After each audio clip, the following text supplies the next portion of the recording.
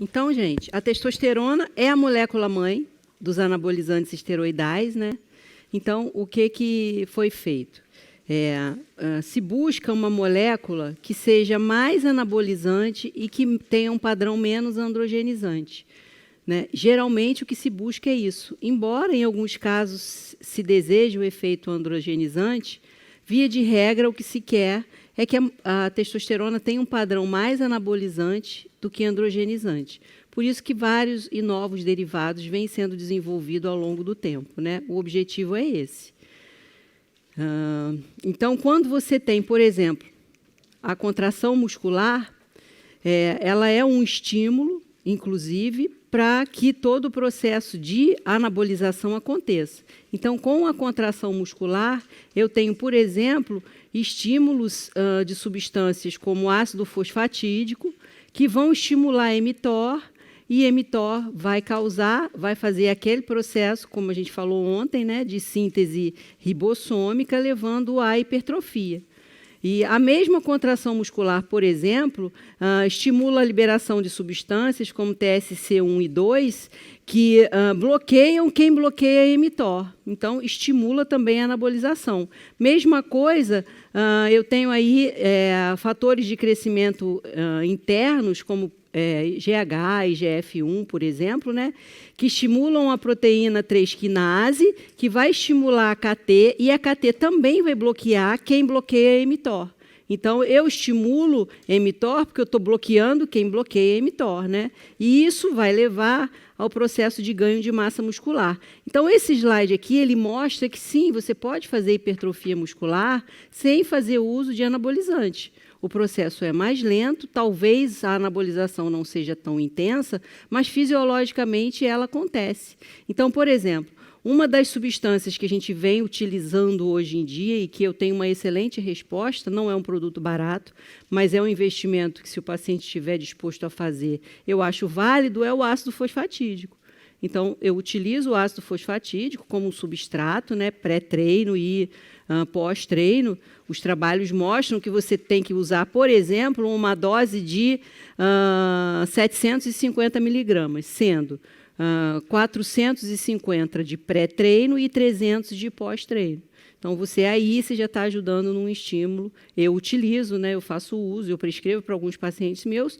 É uma substância que realmente não é barata, mas, na minha opinião, ela vale investimento para quem treina, para aquele paciente que realmente já teve um bom ganho e agora quer alguma coisa a mais, né? Então, você não vai passar isso para quem está começando a treinar, precisa de um emagrecimento, porque não é o momento ainda de fazer o investimento, mas para pacientes mais avançados, eu acho que vale muito a pena, né?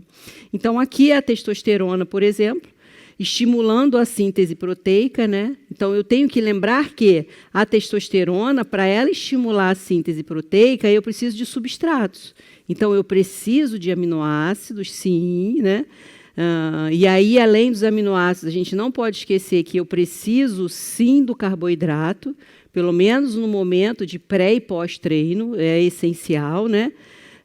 E eu tenho outros fatores que vão somar com esse processo. Então, o GH e o GF1, né, como a gente acabou de falar, também somam para a síntese proteica, assim como a insulina, que, além de somar para a síntese, ainda inibe a quebra. Então, a insulina é, sem sombra de dúvidas, o hormônio mais anabolizante, porque ela age tanto no estímulo da síntese quanto na inibição do catabolismo, né? Então, por aqui, a gente começa a entender que cortar totalmente o carboidrato, totalmente impossível, né? Porque a alface tem carboidrato, mas diminuir bruscamente o carboidrato de todos os pacientes não é uma boa estratégia. Existem alguns pacientes que precisam de carboidratos e precisam de muito carboidrato. Então, muita gente acha, eu recebo muito isso na caixinha, né? Mas você come carboidrato, você come arroz dormido. Eu falo, gente, todo mundo come carboidrato. A gente não tem como viver uma dieta zero carboidrato, só se você viver à base de água, porque o café tem carboidrato. Então, aqui a testosterona ela vai agir, né, no receptor androgênico. Então, a nível de mionúcleo, ela vai estimular o crescimento, né, a produção aí de IGF-1, né, vai diminuir a miostatina inibe o anabolismo, né, vai agir em células satélites, né, aumentando a proliferação e diferenciação. Vai ter outros efeitos, tem efeito anti-inflamatório, melhora a sensibilidade à insulina, a função endotelial, a sensibilidade de baroreceptores, a perfusão muscular. Por mais que a gente fale que realmente ajuda, né, o tadalafil é um excelente vasodilatador, mas quando a gente vê aqueles vasos dilatados mesmo, no treino daquele paciente, naquele atleta, é testosterona. A testosterona tem esse efeito de vasodilatador, é inegável, né? E geralmente os atletas de força eles gostam muito desse efeito. E uma dose baixa de testosterona é capaz de fazer já uma vasodilatação importante. E tudo isso vai levar aí ao aumento da síntese e à diminuição da quebra de proteína, né? Então aí você vai ter o ganho de massa, o aumento de força, né? Além da gente não poder esquecer que a testosterona vai realmente ter um efeito a nível de eritropoiese, né? Então, vai aumentar a eritropoetina, a produção renal, e, com isso, você vai ter um efeito anabólico, tanto no treino aeróbico quanto no treino de força, né? Então, ela tem esse estímulo, por isso, como a gente falou ontem, é doping, né?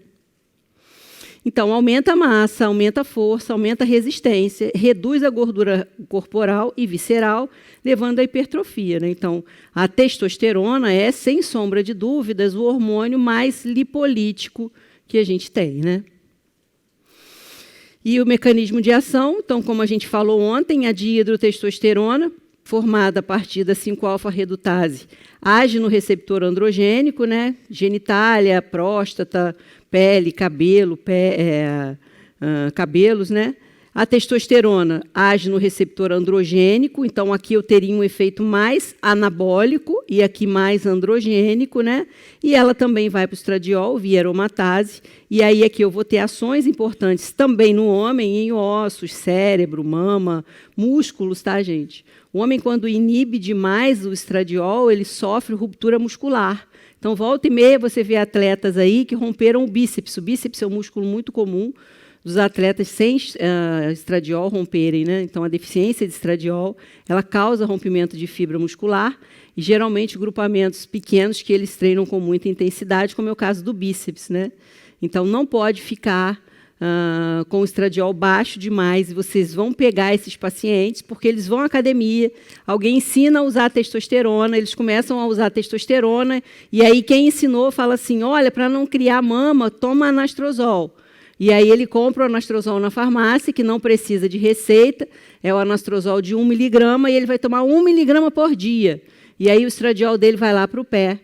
E ele vai te procurar porque ele está sem libido, porque ele está sentindo muita dor pós-treino, e, eventualmente, pode ainda ter uma ruptura de tendão, uma ruptura muscular. Como eu falei para vocês ontem, o estradiol é o anabolizante natural de tendão, de fibras, de ossos, né? Então, ele pode chegar até você, por isso você vai dosar o exame e está lá o estradiol menor que 11. Então, os efeitos androgênicos, crescimento do pênis, espessamento de cordas vocais, aumento da libido, aumento de secreção sebácea, aumento do cabelo e da face, padrão masculino nos pelos pubianos,